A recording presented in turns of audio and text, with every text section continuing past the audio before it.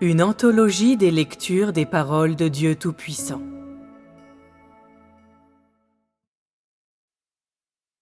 Tu devrais savoir que le Dieu concret est Dieu lui-même.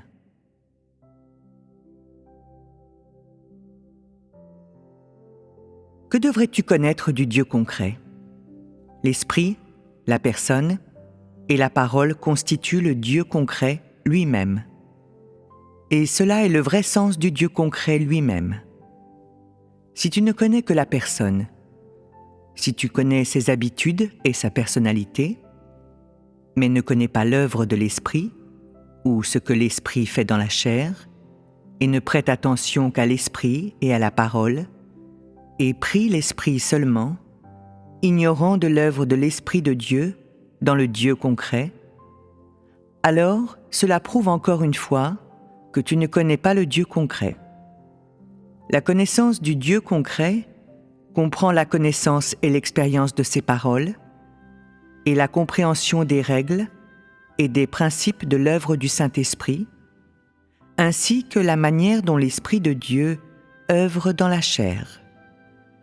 Donc, elle comprend aussi la connaissance que toute action de Dieu dans la chair est gouvernée par l'Esprit, et que les paroles qu'il prononce sont l'expression directe de l'Esprit.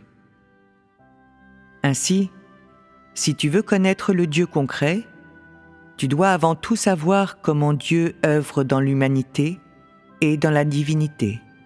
Ensuite, cela concerne les expressions de l'Esprit avec lequel tous les gens sont en relation. Que comprennent les expressions de l'Esprit ? Parfois, le Dieu concret œuvre dans l'humanité, et parfois dans la divinité. Mais dans l'ensemble, dans les deux cas, l'Esprit dirige. Tel que l'Esprit est dans les gens, telle est leur expression extérieure. L'Esprit fonctionne normalement, mais il y a deux parties à sa direction par l'Esprit. Une partie est son œuvre dans l'humanité, et l'autre est son œuvre par la divinité. Cela devrait être clair pour toi. L'œuvre de l'Esprit varie selon les circonstances. Lorsque son œuvre humaine est requise, l'Esprit dirige cette œuvre humaine. Et quand son œuvre divine est requise, la divinité apparaît directement pour la réaliser. Parce que Dieu œuvre dans la chair et apparaît dans la chair, il œuvre à la fois dans l'humanité et dans la divinité. Son œuvre dans l'humanité est dirigée par l'Esprit et a pour but de satisfaire les besoins charnels des gens, de faciliter leur relation avec lui, de leur permettre de voir la réalité et la normalité de Dieu, de leur permettre de voir que l'Esprit de Dieu est venu dans la chair, est parmi les hommes, vit avec l'homme et est en relation avec l'homme. Son œuvre dans la divinité a le but de soutenir la vie des gens et de guider les gens en tout ce qui est positif, en modifiant le tempérament des gens et en leur permettant de voir vraiment l'apparition de l'Esprit dans la chair. Dans l'ensemble, la croissance dans la vie de l'homme est directement réalisée par l'œuvre et les paroles de Dieu dans la divinité. Les gens peuvent réaliser des changements dans leur tempérament seulement s'ils acceptent l'œuvre de Dieu dans la divinité.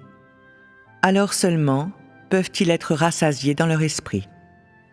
Et les gens peuvent satisfaire la volonté de Dieu seulement si la conduite de Dieu, le soutien et les ressources nécessaires à l'humanité sont ajoutées à l'œuvre de Dieu dans l'humanité. Le Dieu concret lui-même dont on parle aujourd'hui œuvre à la fois dans l'humanité et la divinité. Son œuvre normale, sa vie humaine normale et son œuvre complètement divine sont réalisées par l'apparition du Dieu concret. Son humanité et sa divinité sont réunies et l'œuvre des deux est accomplie par des paroles. Que ce soit dans l'humanité ou la divinité, il prononce des paroles.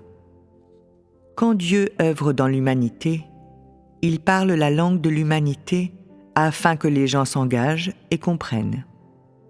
Ces paroles sont prononcées clairement et sont faciles à comprendre, de sorte qu'elles peuvent être offertes à tous les gens. Peu importe que ces gens possèdent des connaissances ou non, qu'ils soient instruits ou non, tous peuvent recevoir les paroles de Dieu. L'œuvre de Dieu dans la divinité est également réalisée par des paroles, mais elle est pleine de soutien, elle est pleine de vie. Elle n'est pas corrompue par une idée humaine. Elle ne comporte pas de préférences humaines, ni de limites humaines. Elle est en dehors des limites de toute humanité normale. Elle est aussi réalisée dans la chair, mais elle est l'expression directe de l'esprit. Si les gens n'acceptent que l'œuvre de Dieu dans l'humanité, ils se borneront à une certaine portée et auront besoin d'un traitement constant, d'émondage et de discipline pour un léger changement en eux. Sans le travail ou la présence du Saint-Esprit, ils retourneront toujours à leurs vieilles habitudes. Ce n'est que par le travail de la divinité que ces maladies et ces déficiences peuvent être corrigées, et seulement alors les gens peuvent être rendus complets. Au lieu d'un traitement et d'un émondage soutenu, c'est le soutien positif qui est requis, utilisant les paroles pour compenser toutes les carences, utilisant les paroles pour révéler tous les états des gens, utilisant les paroles pour diriger leur vie, toutes leurs paroles, toutes leurs actions, pour mettre à nu leurs intentions et leurs motivations. Telle est l'œuvre vraie du Dieu concret. Et donc, dans ton attitude à l'égard du Dieu concret, tu devrais te soumettre à son humanité en le reconnaissant. Et en outre, tu devrais également accepter et respecter l'œuvre et les paroles divines. L'apparition de Dieu dans la chair signifie que toute l'œuvre et toutes les paroles de l'Esprit de Dieu sont accomplies par son humanité normale et par sa chair incarnée. En d'autres termes, l'Esprit de Dieu dirige son œuvre humaine et réalise l'œuvre de la divinité dans la chair. En Dieu incarné, tu peux voir l'œuvre de Dieu dans l'humanité et dans l'œuvre tout à fait divine. C'est la signification réelle de l'apparition du Dieu concret dans la chair. Si tu peux voir cela clairement, tu seras en mesure de relier toutes les différentes parties de Dieu et tu cesseras d'accorder trop d'importance à son œuvre dans la divinité et de négliger son œuvre dans l'humanité. Tu ne prendras pas de mesures extrêmes ni de détours. Dans l'ensemble, Dieu concret signifie que l'œuvre de son humanité et de sa divinité, dirigée par l'Esprit, est exprimée par sa chair, de sorte que les gens peuvent voir qu'il est vivant et réaliste, réel et vrai. L'esprit de l'œuvre de Dieu dans l'humanité a des phases de transition. En rendant l'humanité parfaite, il permet à son humanité de recevoir la direction de l'Esprit, après quoi, son humanité est en mesure de soutenir et de guider les églises. C'est une expression de l'œuvre normale de Dieu. Ainsi, si tu peux voir clairement les principes de l'œuvre de Dieu dans l'humanité, alors tu n'auras probablement pas de conception sur l'œuvre de Dieu dans l'humanité. Quoi qu'il en soit du reste, l'Esprit de Dieu ne peut pas se tromper. Il a raison et ne commet aucune erreur. Il ne ferait rien incorrectement. L'œuvre divine est l'expression directe de la volonté de Dieu, sans l'intervention de l'humanité. Elle n'est pas perfectionnée, mais vient directement de l'Esprit. Et pourtant, c'est à cause de son humanité normale qu'il peut travailler dans la divinité. Son œuvre n'est pas du tout surnaturelle et semble être réalisée par une personne normale. Dieu est venu du ciel sur la terre principalement pour exprimer les paroles de Dieu par la chair, pour compléter l'œuvre de l'Esprit de Dieu en utilisant la chair. Aujourd'hui, la connaissance des gens du Dieu concret reste trop unilatérale, et leur compréhension de l'importance de l'incarnation est encore trop piètre. En ce qui concerne la chair de Dieu, par son travail et ses paroles, les gens voient que l'Esprit de Dieu comprend tellement, qu'il est si riche. Mais peu importe, le témoignage de Dieu vient finalement de l'Esprit de Dieu. Ce que Dieu fait dans la chair, les principes de son travail, ce qu'il fait dans l'humanité et ce qu'il fait dans la divinité. Aujourd'hui, tu peux adorer cette personne, mais en réalité, tu adores l'Esprit. Voici le moins que la connaissance des gens du Dieu incarné devrait comprendre. Connaître l'essence de l'Esprit par la chair, connaître l'œuvre divine de l'Esprit dans la chair et l'œuvre humaine dans la chair. Accepter toutes les paroles et toutes les déclarations de l'Esprit dans la chair et voir comment l'Esprit de Dieu dirige la chair et démontre sa puissance dans la chair. Autrement dit, l'homme en vient à connaître l'Esprit du ciel par la chair. L'apparition du Dieu concret lui-même parmi les hommes a dissipé le Dieu vague lui-même dans les conceptions des gens. L'adoration des gens du Dieu concret lui-même a augmenté leur obéissance à Dieu. Et par l'œuvre divine de l'Esprit de Dieu dans la chair et le travail humain dans la chair, l'homme reçoit la révélation et la direction, et des changements sont réalisés dans son tempérament de vie. Cela seul est la signification réelle de la venue de l'Esprit dans la chair. Et son but, avant tout, c'est que les gens puissent être en relation avec Dieu, compter sur Dieu et acquérir la connaissance de Dieu. Dans l'ensemble, quelle attitude les gens devraient-ils avoir à l'égard du Dieu concret? Que sais-tu de l'incarnation, de l'apparition de la parole dans la chair, de l'apparition de Dieu dans la chair, des actes du Dieu concret? Et de quoi parle-t-on principalement aujourd'hui?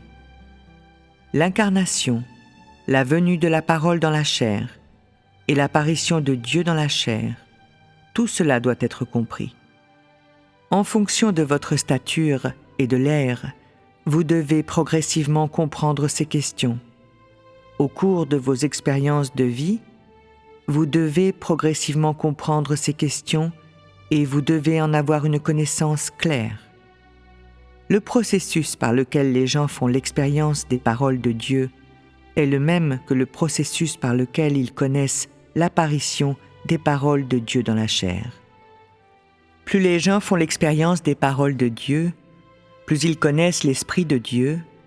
Par l'expérience des paroles de Dieu, les gens saisissent les principes du travail de l'Esprit et en viennent à connaître le Dieu concret lui-même. En fait, quand Dieu rend les gens parfaits et les gagne, il leur fait connaître les actions du Dieu concret. Il utilise le travail du Dieu concret pour montrer aux gens l'importance réelle de l'incarnation et pour leur montrer que l'Esprit de Dieu est réellement apparu à l'homme. Quand les gens sont gagnés par Dieu et rendus parfaits par Dieu, les expressions du Dieu concret les ont conquis. Les paroles du Dieu concret les ont changés. Et il leur a donné sa vie à l'intérieur, les remplissant de ce qu'il est, que ce soit ce qu'il est humainement ou ce qu'il est divinement. Les remplissant de l'essence de ses paroles, et faisant en sorte que les gens réalisent ces paroles. Quand Dieu gagne les gens, il le fait principalement en utilisant les paroles et les déclarations du Dieu concret, afin de se charger des carences des gens, de juger et de révéler leur tempérament rebelle, les obligeant à acquérir ce dont ils ont besoin et leur montrant que Dieu est venu parmi les hommes. Principalement, l'œuvre accomplie par le Dieu concret sauve tous les gens de l'influence de Satan, les retire de la terre souillée et élimine leur tempérament corrompu. Être gagné par le Dieu concret signifie le plus profondément être capable de prendre le Dieu concret en exemple, comme un modèle, vivre l'humanité normale, pouvoir pratiquer selon les paroles et les exigences du Dieu concret, sans le moindre écart ou la moindre déviation, pratiquer de quelque manière qu'il le dise et pouvoir réaliser tout ce qu'il demande. De cette façon, tu auras été gagné par Dieu. Lorsque tu es gagné par Dieu, tu ne possèdes pas seulement l'œuvre du Saint-Esprit. Principalement, tu es en mesure de réaliser les exigences du Dieu concret. Le simple fait d'avoir l'œuvre de l'Esprit ne signifie pas que tu aies la vie. Ce qui est essentiel, c'est de savoir si tu es en mesure d'agir selon les exigences du Dieu concret, c'est-à-dire de savoir si tu es en mesure d'être gagné par Dieu. C'est le plus grand sens de l'œuvre du Dieu concret dans la chair.